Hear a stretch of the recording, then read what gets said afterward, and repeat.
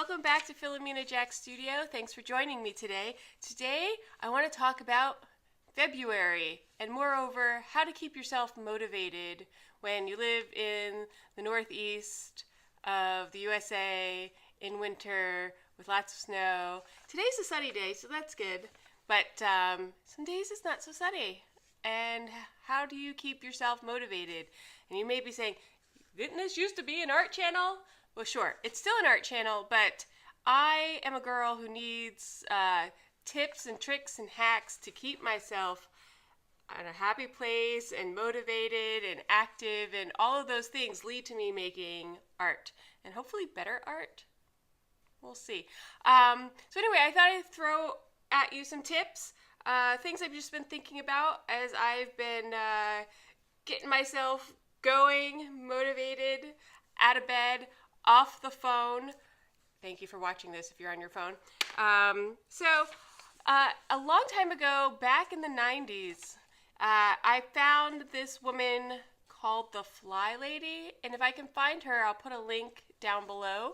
But one of the things she would talk about is, well, her whole jam was, how to keep your house in order, and that helped raise your mood levels, and that woman is right on. So one of the things she talked about was cleaning your sink. Just get up, get those dishes washed or put in the dishwasher if you're so lucky to have one, and scrub your sink. Get a shiny sink. A shiny sink just suddenly, it's like a happy mold. It starts to filter into other things like, oh, maybe I'll clean out the toaster oven. Oh, maybe I'll clean out the refrigerator. Oh, maybe I'll take out the recycling. I like that idea. So, shiny sinks. The next one is make a plan. So each night I try to do a brain dump so that I feel like it's just out of my head and I don't have to think about it while I'm falling asleep or trying to fall asleep. So my girl Shanna gave me this great notepad, I keep by the bed, let's do this. And it's got these little tick marks on it. And so I try each night to make a plan. I have lots of plans. There are lots of these floating around. And I don't beat myself up if everything doesn't get ticked off. I heard someone recently say that it's like playing a video game with yourself. Like, how many boxes can you tick off? My friend Sonia gives herself rewards for doing certain things, so maybe I'll start doing that. The next thing is the snooze button. So generally, I don't have to set an alarm most of the time. I usually wake up relatively early, and I've got a dog, so that gets you out of bed. But the snooze button, I don't think it's your friend. I think maybe they should be outlawed. Like, why set yourself up for the first thing you've done today is kind of like let yourself down instead of getting out of bed and being motivated and active or whatever. So I rethink your snooze button.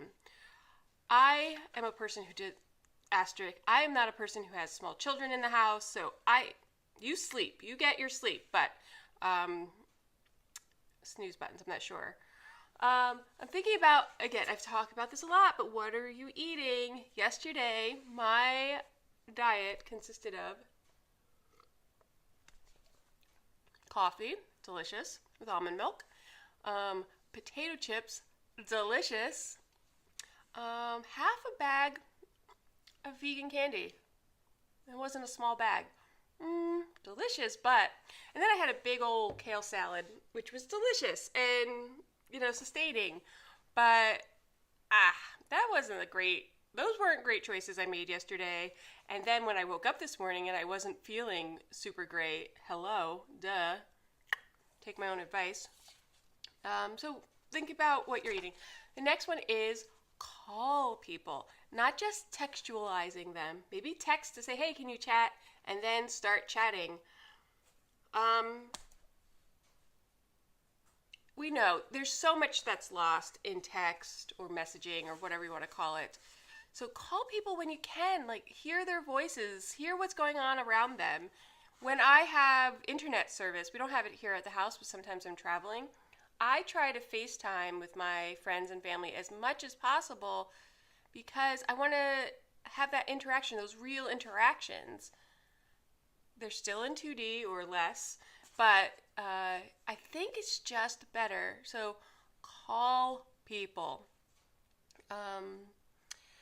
Look at your moon cycle. So men, ladies, I think we all go through a cycle of emotions as the month goes on.